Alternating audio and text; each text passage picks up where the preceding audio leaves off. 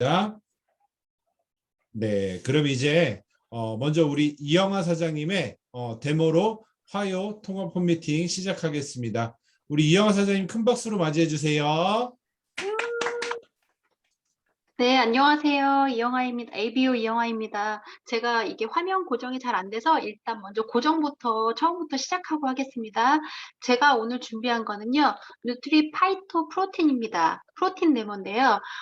프로틴의 중요성은 모두 알고 계실 거예요. 근데 우리 몸에서 가장 많은 부분을 차지하고 있는 거는 물이라는 것도 잘 아시잖아요. 근데 그 물 역시도 단백질이 없이는 그 역할을 할 수가 없다고 합니다. 그리고 우리 몸에서 그러니까 체내의 필수 영양분이라든가 생리 활성 물질의 운반이라든가 저장 그리고 흡수되는 과정에서도 단백질이 꼭 필요하고요. 우리 몸에서 단백질이 하는 역할은 정말 크기 때문에 아이들부터 시작해서 노인들까지도 모두 다 필요한 것이 바로 단백질인데요. 사람들은 대부분 단백질은 근육을 만드는 데에만 필요하다라고 생각하시는 경우가 있습니다. 그렇지만 단백질의 역할은 정말 모든 부분에서 필요하고요.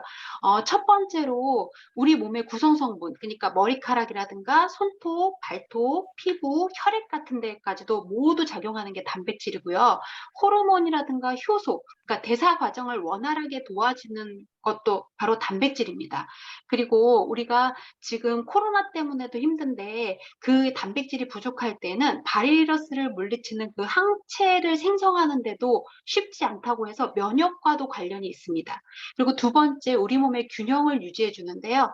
체액의 산과 염기의 그 균형을 맞춰주고 중화시켜주는 역할도 하고요. 세 번째, 영양소를 운반하는 기능까지도 합니다. 그러니까 물과 우리가 기름이 섞이지 않잖아요. 그런 것처럼 지방도 혈액과 섞이지를 않아요. 그래서 혈액에 녹지 않는 지방을 이 단백질 자체가 잘 감싸서 필요한 곳으로 옮겨주는 역할까지도 합니다. 그래서 이 단백질을 꼭 섭취하는 게 중요한데 우리는 9가지 필수 아미노산과 11가지 불필수 아미노산이 골고루 갖춰진 아미노산 스코어 100점의 그런 단백질이고요. 이런 경우 저희 거는 GMO 걱정도 없고 또 완전하게 식물성이기 때문에 동물성과는 단백질과는 좀 다르게 통풍이라든가 뭐 이런 것들에 대해서 잘 위험하지도 않고 몸에 잘 흡수가 되는 그런 성분을 갖고 있습니다. 근데 이런 단백질이 이렇게 중요하다는 건 알았는데 우리 몸에서 정말 어떤 식으로 작용을 하는지 오늘 제가 보여드릴 거예요. 먼저 시간을 좀 절약하기 위해서 제가 여기 중간에 보시면 여기는 단백질을 미리 타두었어요. 그리고 여기 앞에는 보시다시피 이렇게 아이들도 잘 마시고 우리가 맥주라든가 뭐 콜라 같은 거 이런 것들은 어른들이나 아이들이나 잘 마시잖아요. 치맥할 때에도 뭐 아이들 같은 경우는 맥주 대신에 콜라를 잘 마시기도 하고 그다음에 이제 우리 몸은 뭐 여러 가지를 맛있는 걸 많이 먹다 보니까 산성 음식들을 많이 먹게 되는데 그 강한 산성을 나타내는 게 가장 좋은 게 식초라서 제가 식초를 먼저 준비했는데 식초는 여기 들어있어요. 그리고 맨 끝에는 이렇게 물을 제가 준비했습니다. 물이라는 걸 보여드리기 위해서 이렇게 시약을 한번 떨어뜨려 볼게요. 약 알카리성의 그런 색깔을 띠고 있잖아요. 그래서 저희가 이제 밖에 나가서 외부에 나가서 맛있는 음식을 먹겠다고 하면은 이렇게 아이들 같은 경우에는 콜라도 먹을 수 있고 밀가루 음식도 먹을 수 있고 피자나 치킨 같은 것도 먹을 수 있잖아요. 근데 이런 걸 먹었을 때 우리의 몸속은 이렇게 보이실까요? 여기 이렇게 강한 산성을 나타내고 있습니다. 안 보이시나요, 혹시? 네, 올려주셔야 됩니다. 네네네네. 이렇게 보시면 강한 산성을 나타내고 있죠. 그리고 우리가 잘 아는 산성을 나타내는 식초도 이렇게 담가보면 똑같이 강한 산성을 나타내고 있습니다. 근데 물을 제가 한번 볼게요. 물 같은 경우엔 이렇게 하면 별다른 변화가 없어요. 이렇게 약간 중성 같은 느낌의 그냥 그런 그대로 그 색깔을 나타내고 있거든요. 근데 우리 단백질도 먹었을 때는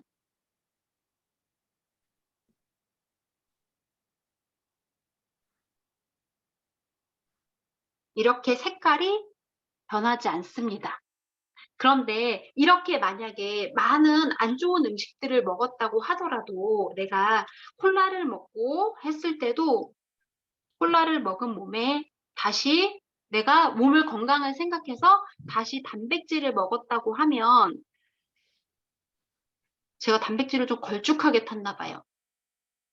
근데 이렇게 먹었다고 하면 보이실까요?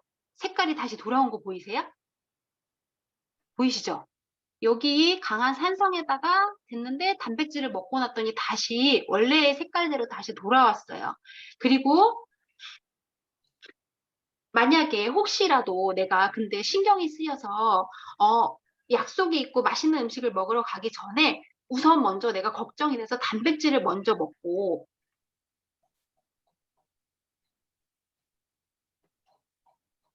여기에다가 강한 뭐 다른 거를 먹었다고 했을 때 먹어도 우리 몸은 단백질이 싹 코팅을 시켜준 상태라서 우리 몸이 또 똑같이 변하지를 않아요. 보이시죠? 빨간색하고 빨갛게 산성으로 변한 것과 지금 단백질을 음식을 섭취하고 난 다음에 뭐 단백질을 먹었을 때나 아니면 단백질을 먹고 난 다음에 나중에 가서 음식을 섭취했을 때도 똑같이 변함이 없는 걸 보실 수 있어요. 근데 간혹 사람들이 이렇게 얘기하시는 분들도 계세요. 혹시 그러면 그렇게 강한 거를 갖다가 다 먹고 난 다음에 물을 마시면 괜찮지 않을까? 물을 많이 먹어서 희석시키면 되지 않을까라고 물어보시는 분도 계시거든요. 그럼 한번 제가 보겠습니다. 일단 강한 산성을 먼저 한 다음에 이번에는 물에다가 한번 찍을게요.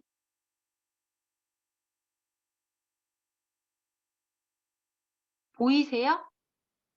같이 똑같이 아무리 물에다가 많이 찍었고 해도 물을 많이 마셔도 그 산성 강하게 산성으로 된 몸은 물리 중화시켜 줄 수가 없음을 볼 수 있습니다. 이렇게 단백질을 먹은 것과 안 먹은 것의 차이가 굉장히 명확하게 드러나거든요. 그래서 이렇게 평소에도 늘 매일매일 단백질을 챙기셔서 꼭 건강한 몸을 유지하셨으면 좋겠습니다. 이상입니다.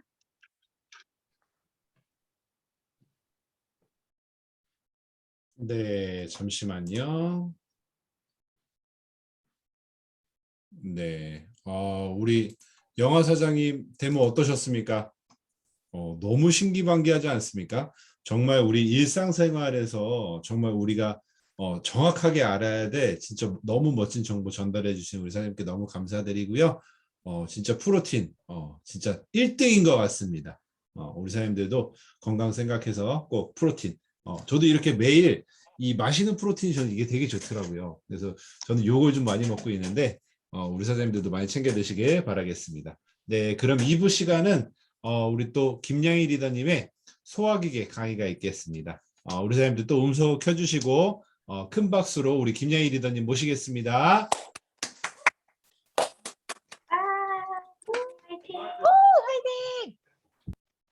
감사합니다. 심장이 나올 것 같습니다. 화면 공유가 되나요, 선생님? 네, 해놨습니다. 네. 됐습니다. 화면 공유하고 시작하도록 하겠습니다. 처음부터가 안 돼 있는 것 같아요.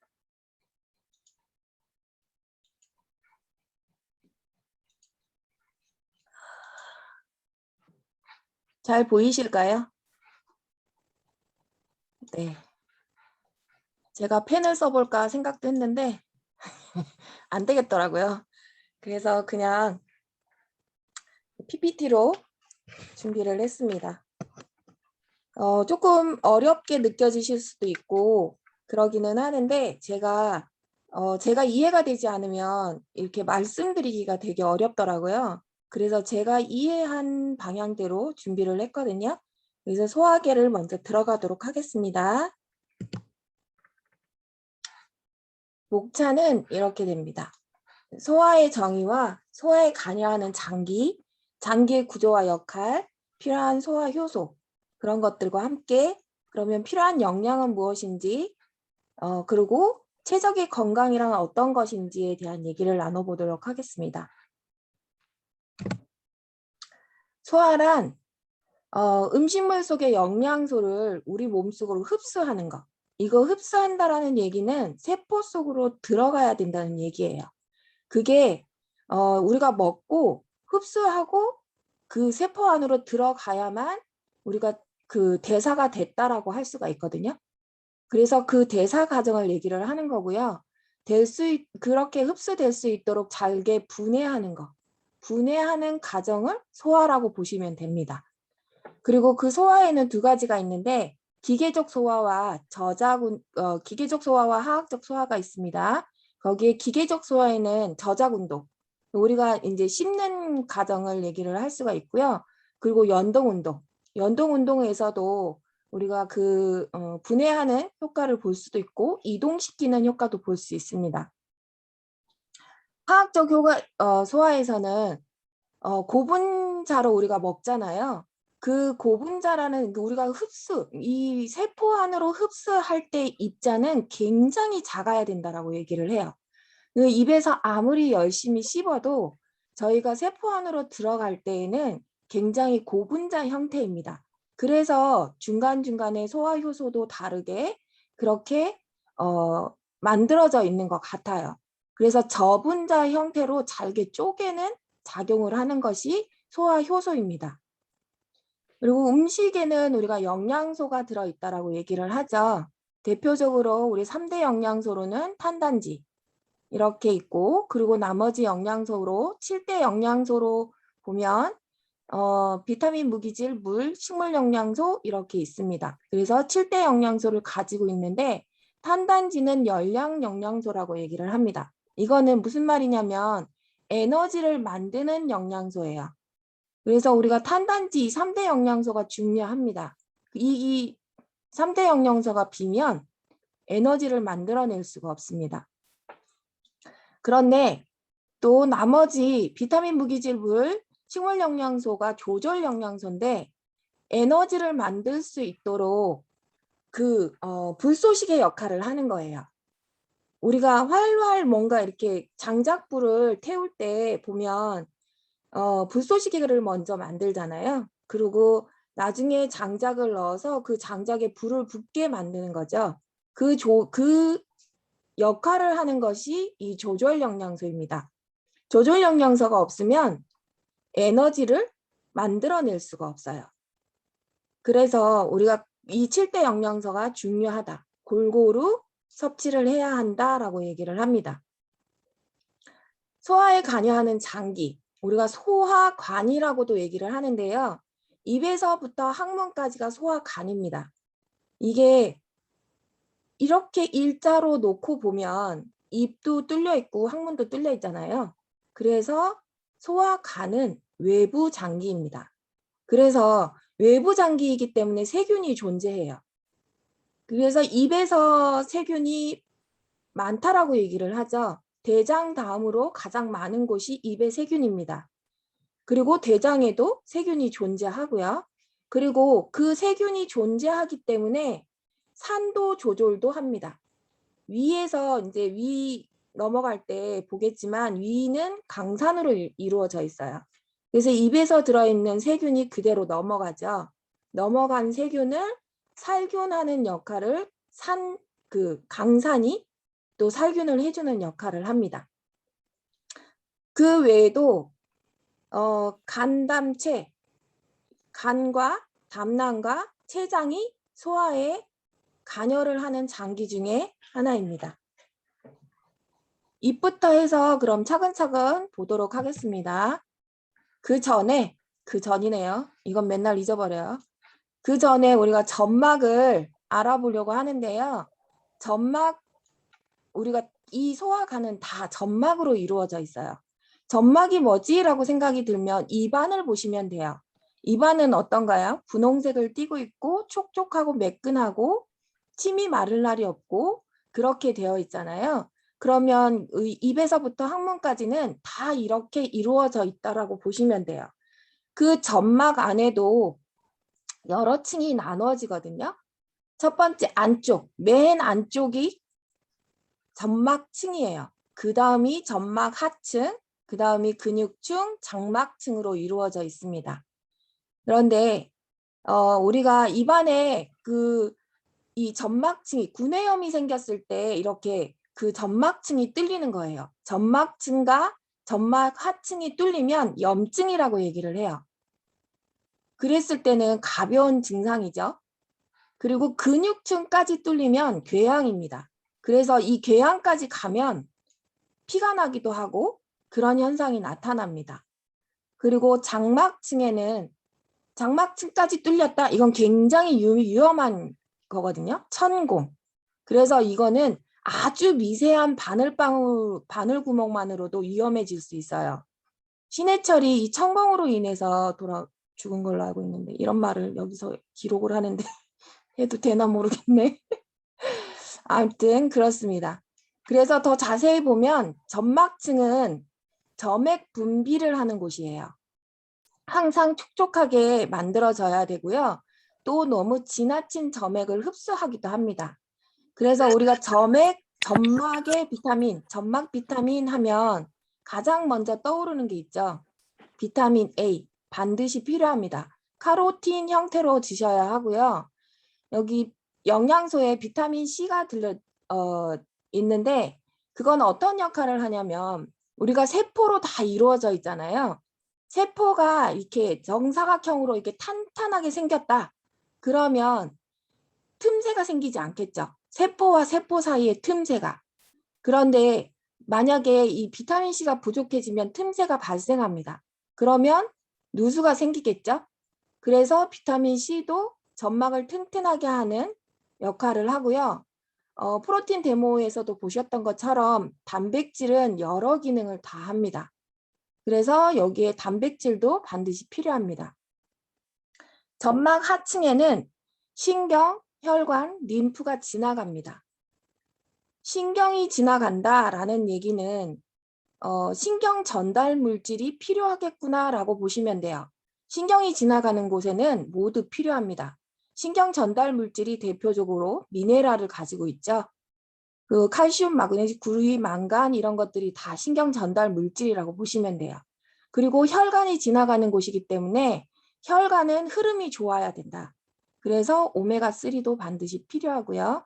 그래서 근육층에 영양을 공급하는 역할을 합니다. 혈관이 지나가기 때문에 영양 공급이 가능합니다. 근육층에는 연동 운동을 담당하고요.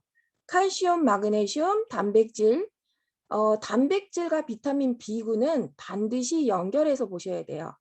단백질이 뒤에서 나오겠지만 단백질은 영양소로 보면 아미노산으로 전환이 되는데 그 아미노산에 여러 가지 아미노산이 있잖아요. 그 중에 어떤 거는 비타민 B군이 없으면 전환이 잘 되지 않습니다. 정상적인 그 아미노산으로. 그렇게 되면 전환이 잘 되지 않는다고 하면 그 독성으로 남을 수 있어요. 그렇기 때문에 단백질과 비타민 B군은 항상 짝꿍으로 보셔야 합니다. 그 다음 장막층, 외부 장기 보호를 한다라고 얘기를 해요. 여기에서 이렇게 보시면 이 점막층은 안쪽이잖아요. 그러면 장막층은 그 관으로 보면 소화관, 그 관으로 보면 바깥이에요. 장막층은. 그러면 밖에 있는 다른 장기와 부딪히겠죠. 복벽이랑 부딪힐 수도 있고 다른 장기와 맞닿을 수도 있어요. 그렇기 때문에 보호하는 역할을 합니다. 그래서 탄력도 중요하고요. 잘 버틸 수 있는 힘도 필요해요. 그래서 단백질과 비타민 C가 필요합니다. 이것만 잘 지켜지면 점막은 튼튼합니다. 그런데 여기에서 무엇인가 이상이 생기면 염증이 발생하고 궤양이 나타나고 그런 증상이 나타나는 거거든요. 가만히 영양을 보시면 비타민, 미네랄, 그리고 단백질, 오메가3 이렇게 들어가 있어요. 그럼 비타민, 미네랄을 얻을 수 있는 곳은 어디죠? 저희 제품으로 보면 WX. WX 안에 다 들어있습니다.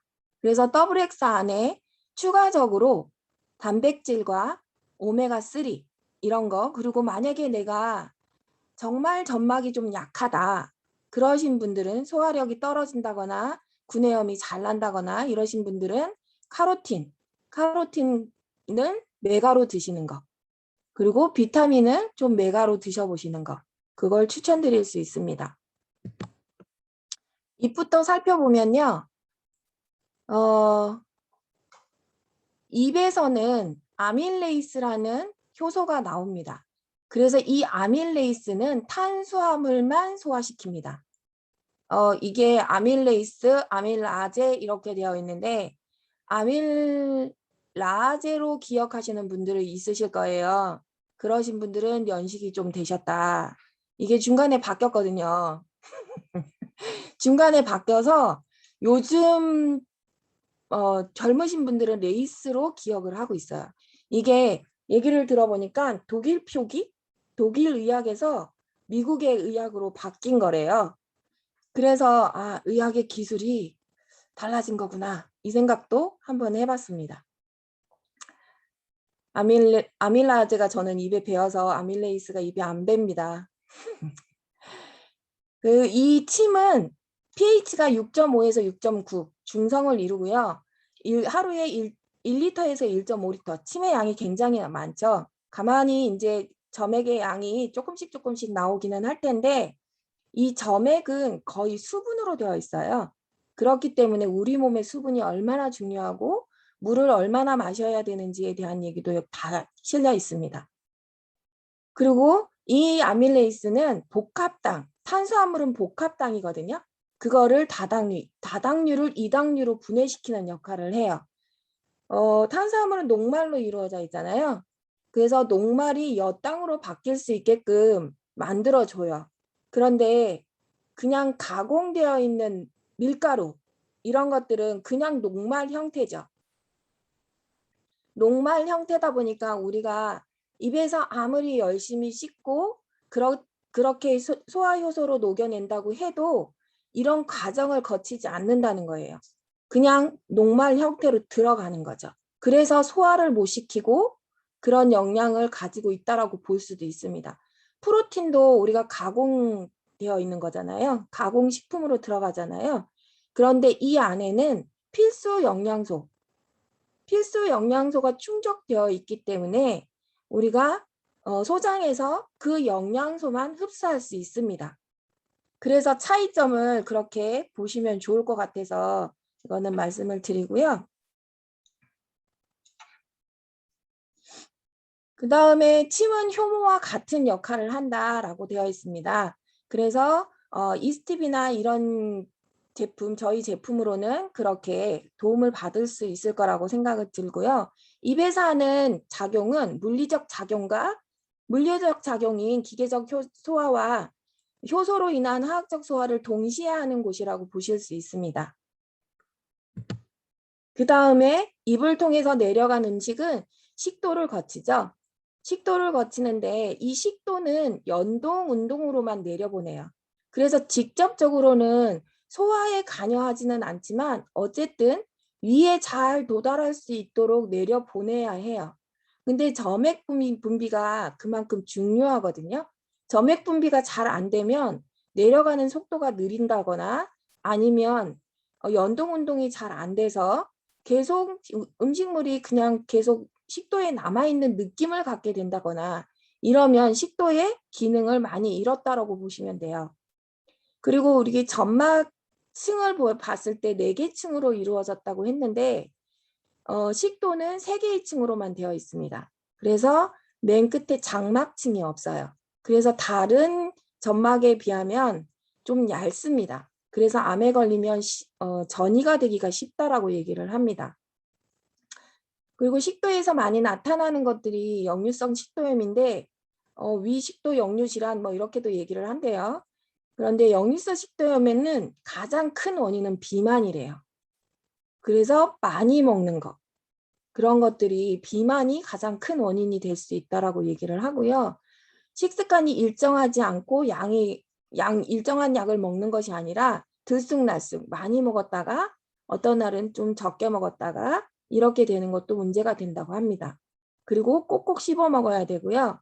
이 식도의 그 건강 상태가 첫 번째 적신호로 나타난다고 합니다. 그리고 연동운동, 근력과 이완, 수축으로 내려보내는 거기 때문에 칼슘, 마그네슘, 단백질, 물이 중요합니다. 점액에는 다 수분으로 이루어져 있기 때문에 물이 중요하다고 볼 수 있습니다. 그 다음엔 위입니다. 위는 단백질만 소화합니다. 단백질만 소화할 수 있기 때문에 이거는 위는 주머니 형태로 되어 있다라고 보고요. 그래서 음식을 먹으면 뇌의 명령을 받아서 위액을 분비해요. 저희가 뇌는 생명을 유지하기 위한 그 명령체거든요. 명령체인데 음식이 들어간다라고 이제 인지를 하면 소화액을 분비해 하고 명령을 내리는 거예요. 그렇게 명령을 내리는데 부교감신경과 연결이 되어 있습니다. 교감신경이 우위인 분들은 그 소화를 하는데 굉장히 어려움을 느끼실 거예요. 왜냐하면 부교감신경이 좌우를 해야 되는데 교감신경이 딱 잡아버려요. 그러면 소화액도 분비하지 못하고 연동운동도 제대로 되지 못하고 그렇게 돼버리면 소화가 될 수가 없는 상태로 되거든요. 교감신경이 우위가 되는 이유는 스트레스, 가장 큰 원인이라고 볼 수 있습니다. 위에 모양을 보면 이렇게 주머니 형태로 되어 있고 식도를 통해서 이렇게 내려오게 됩니다. 그러면 음식이 담기겠죠. 지금 분문이라고 되어 있는 곳에 분문의 간략근이 이렇게 붙어 있습니다. 그 간략근으로 들어온 음식을 다시 역류하지 않게끔 딱 문을 닫아버려요. 두 문을 닫아버리는 역할을 하고요. 그리고 위 마지막 부분에는 유문이라고 있습니다. 유문도 똑같이 음식이 들어오면 밑으로 내려가지 않게끔 딱 잡아버립니다. 딱 잡아버리는 역할을 하고 곤죽으로 된 음식을 위산으로 녹여내는 거잖아요. 위산으로 녹여낼 때 다시 한번 내려갈 때 유문에서 맷돌 역할을 해요. 그리고 한꺼번에 다 내려보내는 게 아니라 굉장히 소량씩 내려보냅니다. 소량씩 조금씩 내려보내기 때문에 그건 뒤에 내용이 또 나오긴 할 거예요. 그런데 조금씩 내려보내기 때문에 유문은 자동적으로 열렸다 닫혔다를 스스로 합니다. 그리고 위에는 위산이 위에 그게 pH가 1에서 2 정도 돼요. 근데 이 강산이라고 되어 있는데 이 정도가 어느 정도냐? 그러면은 염산, 위액은 염산이라고 볼 수 있거든요. 위산이. 근데 염산은 녹여내잖아요. 이렇게 살을 녹여내거나 이렇게 태우거나 이렇게 할 정도로 강산입니다. 강산인 이유는 살균을 해야 되고 그리고 들어온 음식들을 녹여내야 되기 때문에 강산이에요. 하루에 3리터를 분비하고요. 이게 효소로 보면 펩시노겐이라는 그 효소와 위산이 같이 분비가 돼요. 같이 분비가 돼서 이렇게 합쳐지면 펩신이라는 단백질 분해 효소가 나옵니다. 그렇게 되면은 소화가 잘 되는 형태로 가죠. 그런데 우리가 가끔 위산 가다, 위산 저하 이런 얘기들을 많이 하잖아요. 위산 과다는 있어야 되는 게 맞아요. 원래는. 그 위산이 많이 나오면 많이 나올수록 음식을 소화해내는 능력은 커집니다. 그런데 문제는 위산이 많이 나오니까 속쓰림이 생겨 이렇게 되거든요. 그러면 속쓰림이 생기는 이유는 위산이 많이 나와서가 아니에요. 점막에 문제가 생겼거나 뭔가 위 기능이 나빠졌기 때문에 속이 쓰린 거예요. 그렇기 때문에 위산은 많이 나와야 되는 게 맞다. 이렇게 보시면 되고 위산이 그렇게 강산인데 그럼 왜 위를 녹여내지 않느냐 이런 의문을 가질 수도 있죠. 류신이라는 또 다른 호르몬이 나오는데 이거는 위를 보호하는 단백질입니다. 단백질은 굉장히 많은 일을 한다고 얘기를 해주셨는데 그래서 우리가 이거는 항펩신 물질을 갖고 있기 때문에 펩신이 들어와도 만들어져도 위벽을 상하게 하지 않는 거죠. 근데 이 단백질 뮤신이라는 게 잘 분비가 안 되면 어떨까요? 위를 녹여낼 수도 있겠죠. 그렇기 때문에 이런 단백질이 그만큼 중요합니다.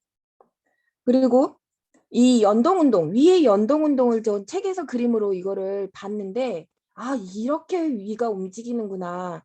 그러면 정말 많은 에너지를 필요로 하겠구나라는 생각이 들었어요. 일단은 음식물이 들어오면 그걸 소화하기 위해서 혈액이 위로 다 소화계로 몰린다고 해요. 그런데 소화계로 몰릴 때 혈액이 부족하신 분들은 어떻게 될까요? 혈액 소화계로 갈 수 있는 혈액이 없겠죠. 그럼 소화력이 떨어집니다. 그래서 빈혈 증상이 있거나 아니면 적혈구 수치가 좀 낮거나 이러신 분들은 빨리 그거를 채우셔야 돼요. 그래서 혈액이 부족해지면 저기가 안 된다. 소화가 안 된다. 라고 보시면 됩니다. 굉장한 에너지를 쓰게 된대요. 그 다음에 소장으로 내려갑니다. 소장은 그림의 글자가 잘 보이지는 않는데 소장은 세 가지로 구분할 수 있어요. 12지장과 공장, 회장 이렇게 나누어지거든요. 그리고 면역의 70%를 담당하고요. 소장과 대장의 총 길이는 7.5에서 8.5 굉장히 길어요. 그래서 초식 동물이 육식 동물보다 더 길고요. 초식을 많이 하는 동양인이 더 깁니다. 서양인보다. 그래서 서양인들이 다리가 긴 이유가 그래서일까라는 생각도 해봤어요. 동양인이 약간 허리가 길죠. 그래서 초식을 하고 있는 동물들은 자기 몸에 굉장히 큰 소장을 가지고 있대요. 아니, 그 장의 길이를 가지고 있대요. 그래서 소는 22배, 자기 몸의 22배. 고양이, 개, 사람은 5배. 그리고 돼지는 16배 정도가 된다고 합니다. 이렇게 얘기했더니 그래서 곱창을 많이 먹나? 이런 얘기도 하시더라고요. 그래서 소장은 작은 창자라고 얘기도 하고요. 12지장, 공장, 해장으로 나누어지고 총 길이는 6에서 7mm 그리고 pH가 중성을 이루고 있습니다. 알칼리라고도 얘기를 하죠. 7에서 8. 이 pH도 중요합니다. 각 장기마다 pH가 조금씩 다르잖아요. 위는 강산, 그리고 손약으로 내려왔을 때 또 약 알칼리를 유지해야 한다. 이건 중요한 그 부분이라고 생각이 들어요. 그 이유는 또 밑에서 볼 수 있습니다. 그 다음에 이제 소장에서 12지장, 첫 번째가 만나는 곳이 12지장인데 손가락 12개를 가지런히 놓았을 때의 길이. 그래서 12지, 손가락 지자를 써서 12지장이라는 이름을 붙였대요. 그리고 샘창자라고도 얘기를 하고요. 보통 25에서 30cm 정도 된다고 얘기를 합니다. 그리고 이 12지장에서 췌장과 담낭이 연결됩니다. 그림에서 보시면 그 12지장 안에 구멍이 2개가 있죠. 하나 큰 구멍은 췌장과 담낭이 연결되어 있는 구멍이고 조그만한 구멍이 있을 거예요. 그것도 췌장에서 연결된 구멍인데 그거는 조그만한 구멍은 호르몬이 분비되는 구멍이겠구나라는 생각을 했습니다. 그래서 12지장에서는 장액이 분비가 되면서 단백질, 탄수화물, 지방을 모두 분해하는 효소가 나옵니다. 그래서 위에서 소화되지 않고 입에서 소화되지 않은 단백질과 탄수화물을 장에서 한 번 더 소화시키는 거예요. 이제 호르몬의 이름이 쭉 소화 효소의 이름이 나오는데 이거는 그냥 조금 그냥 들어본 것 같다 할 정도로만 그냥 알고 계시면 좋을 것 같아서 적어놨거든요. 그리고 췌장액도 여기에서 동시에 분비가 되죠. 담즙산과 함께 분비가 되는데 여기에서는 똑같이 단백질, 탄수화물, 지방 분해 요소가 나옵니다. 이거는 뒷페이지에서 췌장할 때 다시 알려드릴게요. 그리고 담즙산, 지방 분해를 하는 그 소화 요소를 또 만들어냅니다.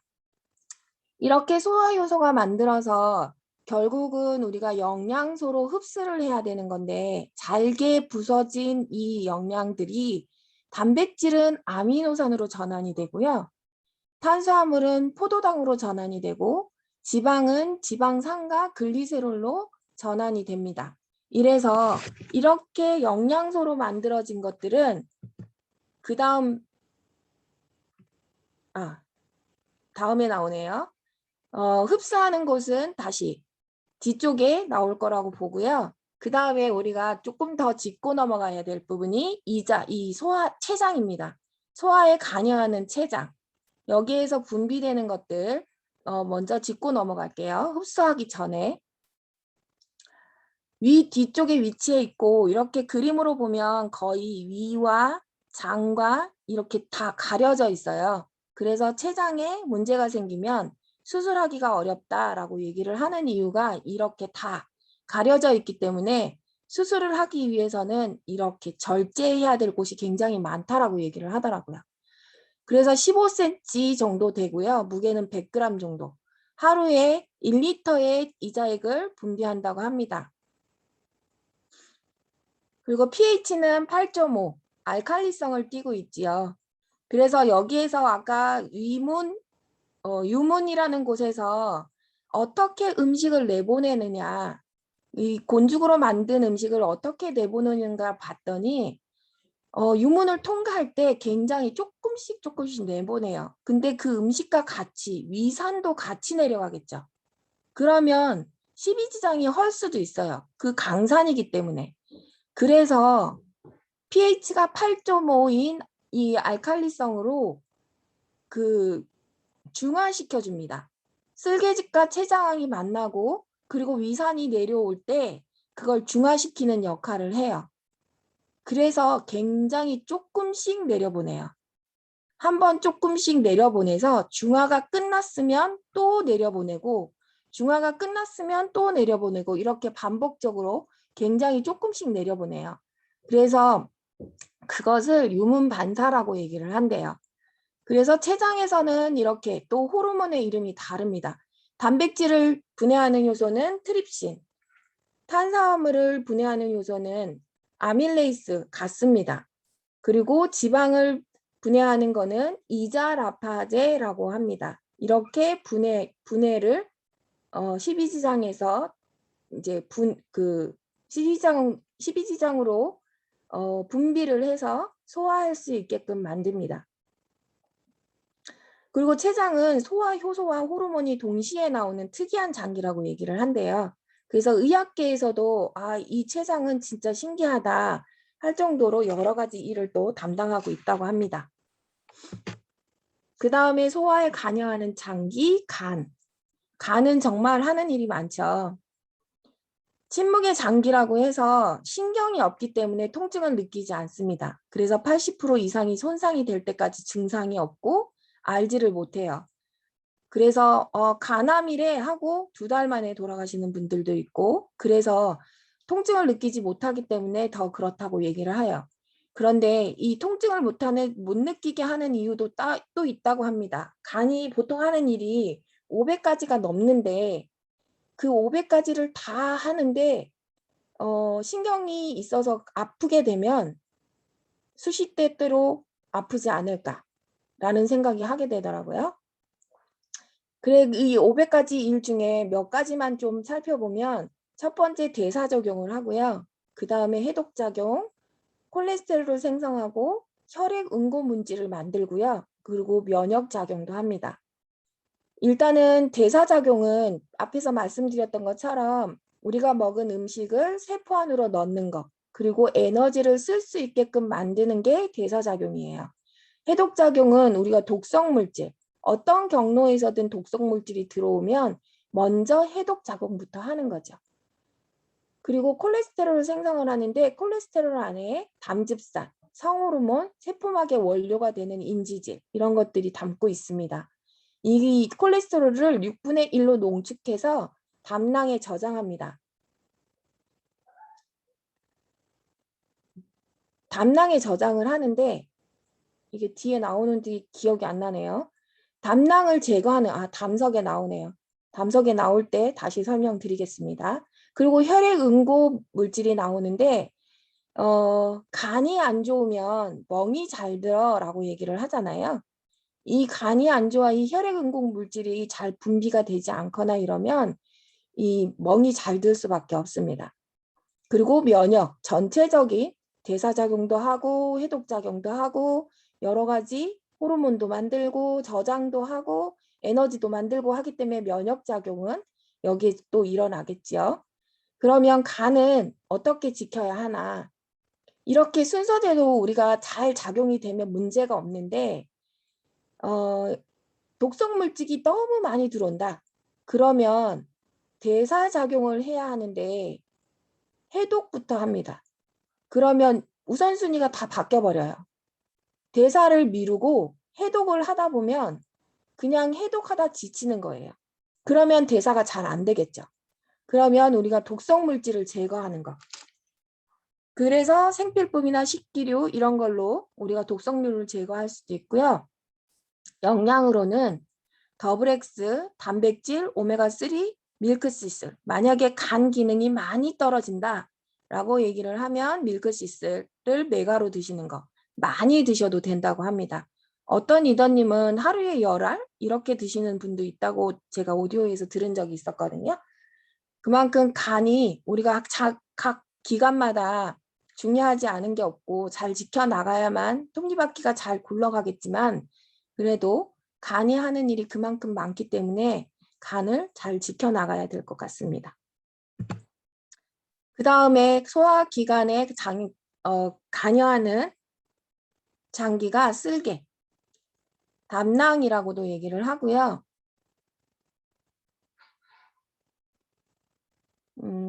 이건 지금 제가 뭐가 가려져 가지고 잘 안 보이는데 아이고 이거를 어떻게 없애나?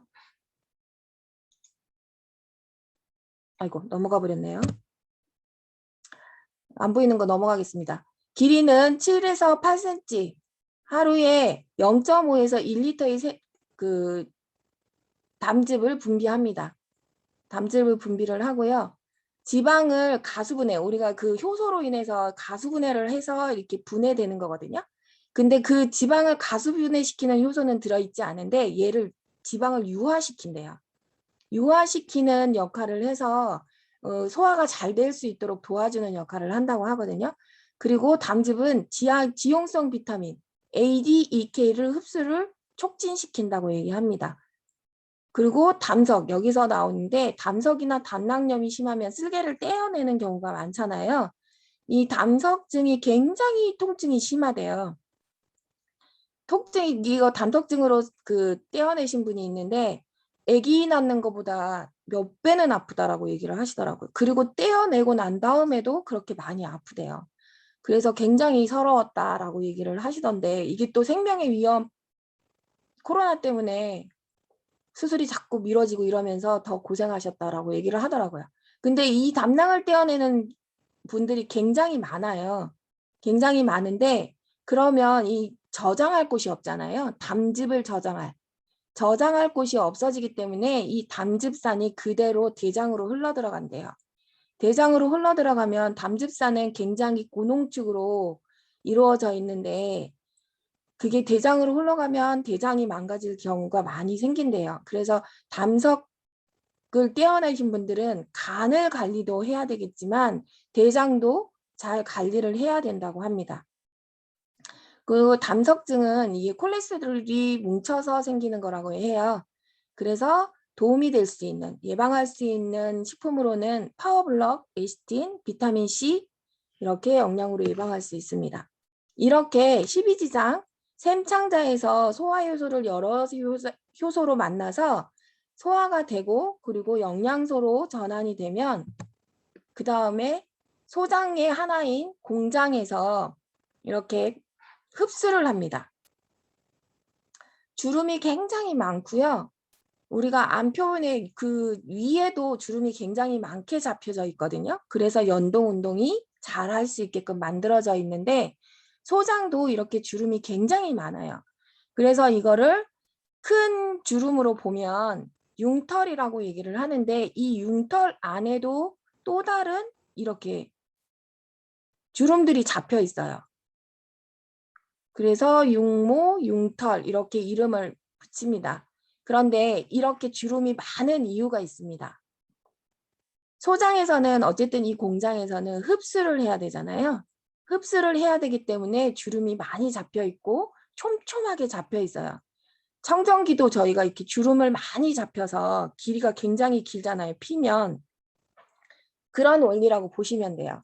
그런데 이렇게 여기 융털 그 사이에 또 다른 이런 융모 있는 거를 확대를 해보면 이런 모양으로 되어 있어요. 육모, 여기 조금하게 보이는 이런 것들에 이렇게 이 모양이 확대된 모양이에요. 자세히 보면 말초신경, 이 신경들, 묘세혈관들이 다 연결되어 있는 거예요. 그래서 흡수가 되는 것들이 조금 다른데, 모세혈관으로는 수용성 영양소를 흡수한다고 해요. 그러면 수용성 영양소는 물에 잘 녹는 영양소, 포도당이나 아미노산은 수용성 영양소죠. 그런 수용성 영양소는 이 모세혈관으로 통해서 간으로 가고요. 간으로 가서 또 다른 역할을 하고, 그리고 심장으로 이동을 해요. 그렇게 이동이 되고, 그리고 모세혈관 가운데 보면 암죽간이라고 있어요. 그러니까 림프와 연결되어 있는 거거든요. 이거는. 이 암죽간에서는 지방을 흡수합니다. 그럼 지용성으로 되어 있는 영양소를 이 암죽간에서 흡수를 하고 림프관을 통해서 심장으로 바로 갑니다. 간을 거치지 않고 심장으로 바로 가기 때문에 저는 이거 보면서 지방산의 중요한 게 이래서 그렇겠구나. 지방산이 제대로 먹어지지 않으면 심장 질환이 많은 이유가 이래서일 수도 있겠다라는 생각이 들더라고요. 그래서 좋은 지방을 먹어야 한다. 그 다음에 공장 다음에 회장이라는 곳에 가는데 이 공장에는 이 빈창자라고 되어 있잖아요. 영양이 들어와서 다 흡수를 하고 나니 거의 해부를 해보면 거의 비어 있대요. 여기는 남아있는 게 거의 없대요. 그래서 빈창자라고 얘기를 하고요. 그 다음에 회장에서는 돌기 모양으로 되어 있다 해서 돌창자라고 얘기도 한다고 얘기를 합니다. 그래서 공장보다는 주름이 짧고 얇대요. 그리고 거의 공장에서 흡수를 다 했기 때문에 나머지 비타민 B12랑 담즙산만 다시 재흡수를 합니다. 그리고 담즙산은 간으로 이동해서 재사용이 가능하다고 얘기를 하고요. 비타민 B12는 저장을 또 한다고 합니다. 그리고 이 해장은 소장의 끝부분이기 때문에 대장에서 소장으로 이 역류되는 것을 또 막아주기도 한다고 합니다. 그 다음에는 소장이 끝나고 대장으로 연결이 되죠. 대장의 모양은 이렇게 생겼고요. 여기 노란색으로 되어 있는 맹장이라고 쓰여 있는 이곳에 소장과 연결되어 있는 부분이라고 보시면 돼요.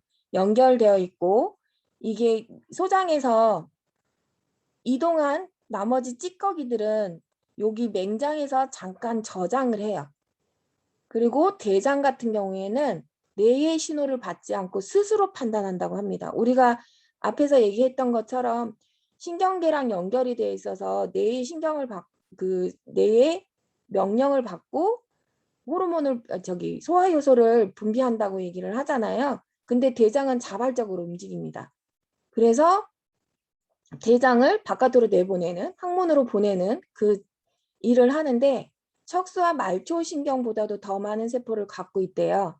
대장은 그래서 제2의 뇌라고 불리기도 하고 독자적인 소화기관이라고 얘기합니다.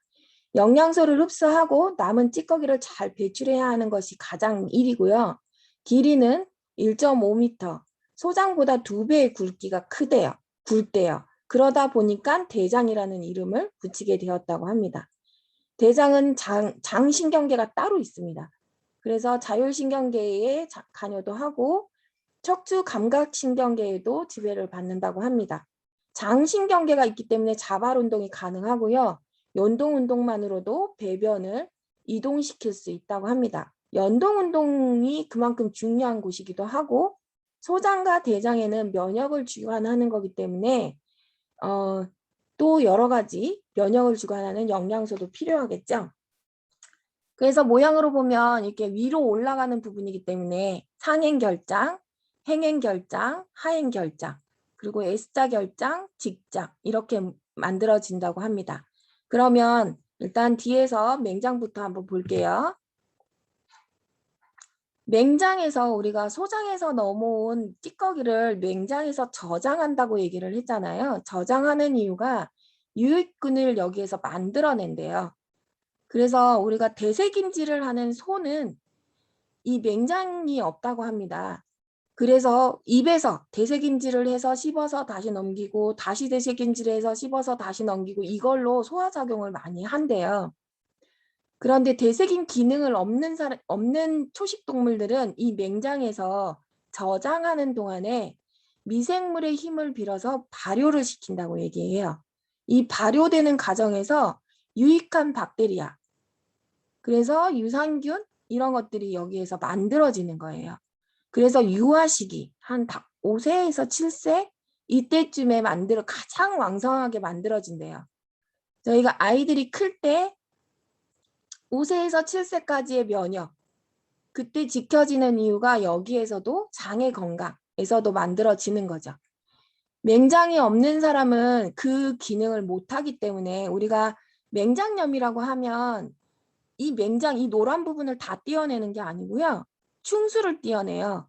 그 이유는 아직 의학에서도 잘 모른대요. 왜 그렇게 생기는지.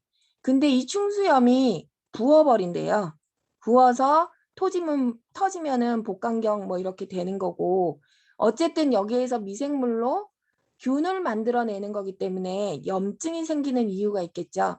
그래서 충수염이 붓거나 염증이 생기면 통증이 유발되고, 그래서 그걸 떼어내면 또 괜찮아지고 이렇게 한다고 합니다. 그렇게 떼어낸 사람들은 그 기능이 아무래도 떨어지기 때문에 유산균을 3배 이상 먹어야 소화하는데 그리고 면역을 지키는데 도움이 된다고 합니다. 그 다음엔 결장. 결장은 이게 통째로 보시면 되고요. 이렇게 상행, 하행, 횡행, S상 결장 이렇게 이루어집니다. 주로 물을 흡수하고 500종의 세균이 살고 있대요. 가장 세균이 많은 곳이지요. 그런데 한 100조 개의 그 균들이 또 존재를 하는데 유산균, 균들이 존재를 한다고 합니다. 그리고 서로의 균형을 이루어야 한다. 그래서 보통 유익균이 30%, 중립균이 50%, 유해균이 20%. 근데 이 중립균이 어디로 이동하느냐에 따라서 면역이 달라지는 거죠. 유익균으로 이동을 하게 되면 장 면역에 건강하게 되는 거고, 그렇지 않고 이게 바뀐다. 20대 80으로 바뀌어버린다 그러면은 거의 장이 헐거나 장염이 생기거나, 그래서 뭐 크론병이나 뭐 이런 것들이 또 그 자가 면역 질환이 생기거나 이렇게 된다고 해요.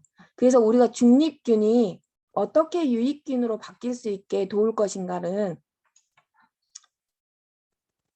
그 물, 식이섬유, 유산균, 비타민 A, 비타민 C 이런 영양소들이 필요한 거죠. 이 대변을 배출하는 데 있어서는 물과 식이섬유가 가장 중요하고요. 대변을 부드럽게 만들어주고, 그리고 식이섬유는 대변량을 굉장히 늘려줘요. 대변량이 늘어나지 않으면 이 장벽에 쌓이는 것들이 틈새를 이렇게 끼어서 그것들이 숙변이 되거든요.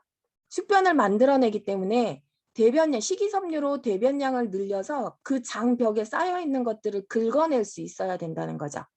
그래야만 장에 건강할 수 있고, 면역을 주관하는 유익균들이 여기 소장과 대장에 존재하기 때문에 그만큼 유산균이 중요합니다.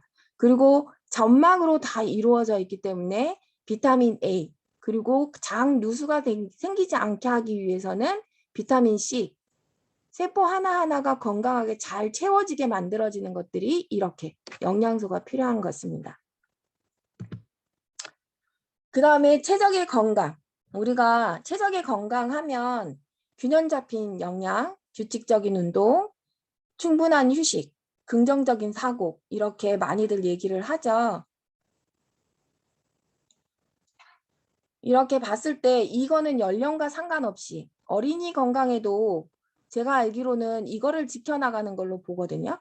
수면 시간 지키고, 운동 꼬박꼬박 하고, 영양을 채워나가고, 그리고 스트레스 받지 않게끔 도와주고, 어린이 건강에도 이게 다 자리 잡는 거라고 생각을 하는데, 일단은 음식을 잘 먹어야 된다. 우리가 먹어야 하는 음식들, 그런 것들을 골고루 잘 먹고, 그리고 규칙적으로 운동은 반드시 필요하다라는 생각이 나이가 들면 들수록 생각이 듭니다. 진작 운동을 했어야 하나 이런 생각도 들기는 한데 아직도 여전히 운동은 하고 싶지 않고 그렇긴 하지만 그래도 진짜 운동이 필요하구나를 절실하게 느끼는 것 같아요. 그리고 충분한 수면이 이루어지지 않으면 우리가 그 하루를 살아가는 에너지가 고갈되기 때문에 충분한 수면부터 또 시작을 해야 되는 거죠. 긍정적인 사고, 만병의 근원이 스트레스라고 얘기를 하거든요. 근데 이게 예전에는 스트레스 너무 추상적인 얘기 아니야? 라고 생각을 했는데 이 스트레스로 인해서 우리가 공황장애도 겪고 그리고 여러 가지 질병들이 생기잖아요. 이 스트레스 받는 것만으로도 몸에 통증이 생기는 거죠. 실질적으로 공황장애가 있으시거나 아니면 이렇게 불안증이 있으신 분들은 심장이 아프다 혹은 두통이 생긴다 이런 얘기들을 하시거든요. 근데 이 스트레스 관리가 제대로 되지 않으면 원인을 찾기가 어려워요. 그렇기 때문에 긍정적인 사고는 정말 중요하다고 생각이 들고 긍정적인 사고 안에서 우리가 또 짚어야 될 것은 사람인 것 같아요. 사람. 긍정적인 사람을 만나는 것. 긍정적인 사람과 함께하는 것. 그리고 그 사람과 닮아가는 것. 이런 것들이 이루어지면 또 나만의 스트레스를 해소하는 법. 그런 것들을 또 찾아가야 된다고 생각을 하거든요. 그 스트레스를 해소하는 법 중에 하나는 수면도 있을 수 있고요. 운동도 있을 수 있습니다. 혹은 먹는 걸로 푸는 사람들도 있겠죠. 그러면 먹는 걸로 풀 때에는 그러면 이왕 먹는 거면 건강한 것으로 먹어야 한다. 그렇게 해서 우리가 건강의 요소로는 이렇게 잡고 있습니다. 제가 준비한 강의가 여기까지인데 시간이 얼마나 됐는지 모르겠어요. 굉장히 빨리 끝난 것 같거든요. 10시 5분입니다. 빨리 끝난 거 맞죠? 안 네, 넘어가네요. 괜찮습니다. 있네요. 감사합니다로 끝난 다음 페이지가 감사합니다로 끝납니다. 네, 어떻게 진행이 됐는지 너무 떨려가지고 버벅거리기도 하고 그랬는데 생각보다 이게 양이 굉장히 많다라고 생각을 했어요. 그랬는데 생각보다 빨리 끝나네요. PPT의 장점인 것 같기도 합니다. 이걸 다 그릴 생각하니까 막막하더라고요. 그래서 좀 빨리 끝났다라는 생각이 들기도 합니다. 들어주셔서 감사합니다.